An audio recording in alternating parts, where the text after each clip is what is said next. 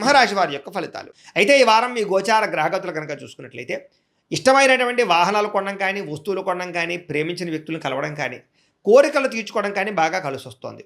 Bank రుణాలు తీర్చగలుగుతారు. విలువైనటువంటి ఆభరణాలు, వస్తువులు కొనుగోలు చేసుకోగలుగుతారు.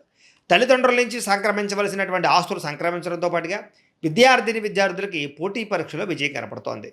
నూతన వస్త్రాలు ధరించడం కానీ, ఎలక్ట్రానిక్ గ్యాడ్జెట్స్, గృహోపకరణ వస్తువులు కొనడం కానీ, బంగారపు ఆభరణాలు కొనుగోలు చేయడం కానీ అనుకూలంగా కనపడుతోంది.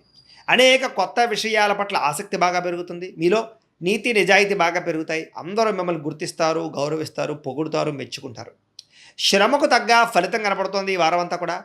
మీరు అనుకున్న కోరికలు కానీ, మీరు అనుకున్న లక్ష్యాలు కానీ సాధించుకునే అవకాశాలు ఉన్నాయి.